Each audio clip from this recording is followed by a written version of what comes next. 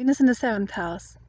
So, people with Venus in the seventh house are usually very charming, very gladly seen and received in all social circles. They love art, they love beauty, and they are usually very likable. They appear very approachable and open hearted to people because they really do make an effort to please. Relationships are like their top priority. It's very important for them to have good relationships by other people and to be, liked by other people. So they can usually take this role of everybody's darling. Other than that, because they like beauty so much and aesthetics are important to them, they will always be beautiful. Like they will always be stylish, but not in a sense of, eccentric or following the newest fashion. It's more like a classic, plain style. But you can still see that they put a lot of effort into their aesthetics, that they are well groomed and that they are clean. They will not go for the extreme styles because, like I said before, they are really dependent on being liked by everybody. So if you go too much into an extreme of one direction, then obviously the other extreme won't like you. So they try to always stay moderate with their style, but they put a lot of effort into it. They are the guys, who spend an hour putting on makeup, but you can barely see something.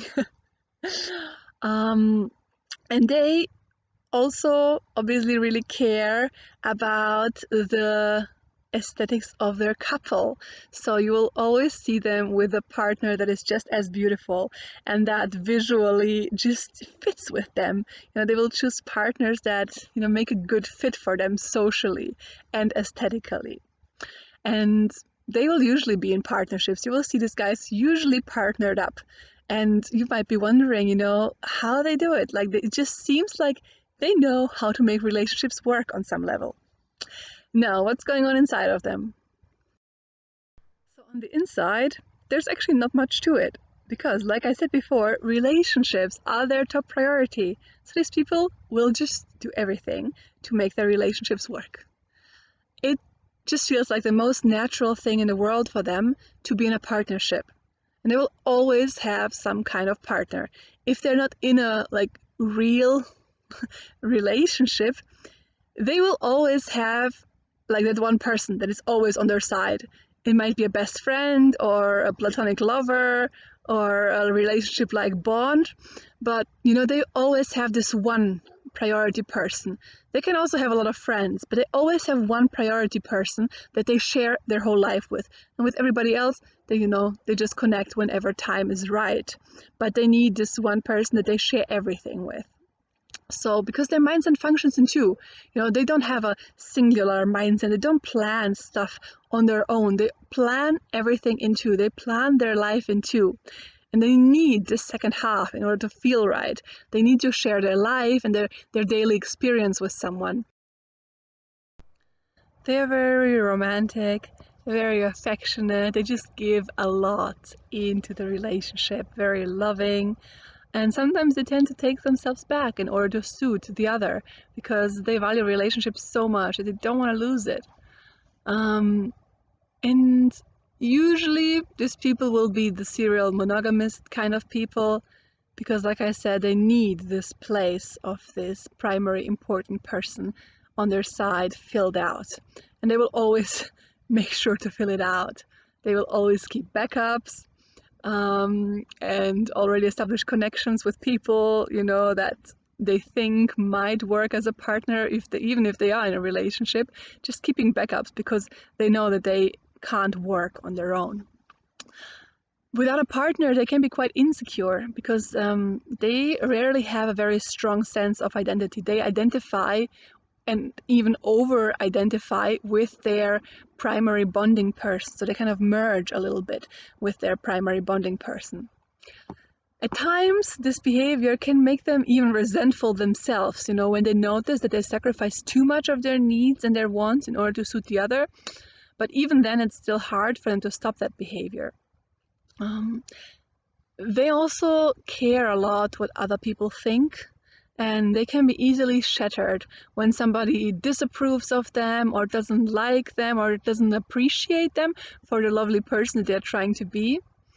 But naturally, this everybody's darling behavior will not appeal to everyone because it makes the person sometimes inauthentic. Because how can you equally be liked by all possible different people with all possible different characters and opinions without canceling out parts of yourself?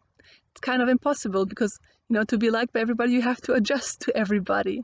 So, their role becomes quite hard sometimes. So these guys are really good with compromise. And they are not the people to, search for faults in their partner or tend to criticize them or look at the dark sides. They're actually really tolerant, really, really tolerant, really good at accepting the other person as they are, as long as they love them. Like, being loved and appreciated is really important to them, and they need this affirmation a lot. So this is what you need to give them.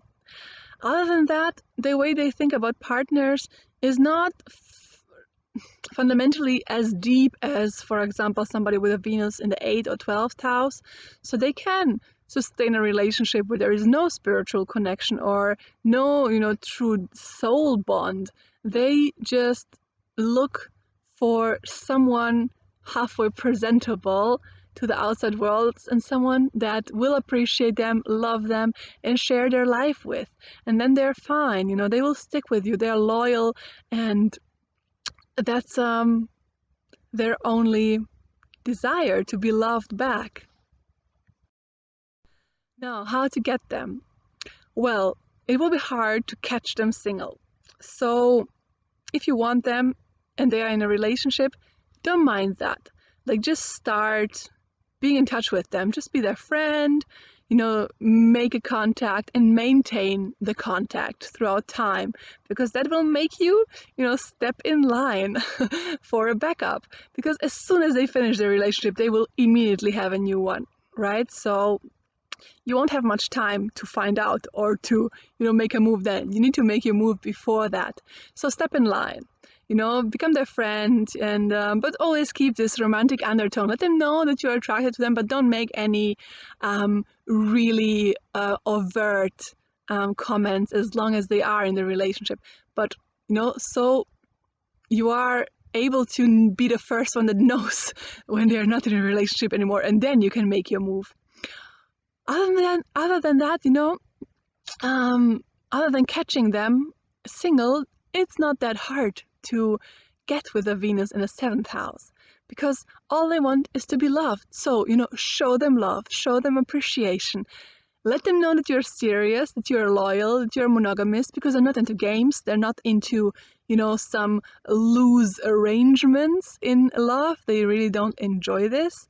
They like, to be a proper couple, to have somebody to take with to all the places they go, to all their activities.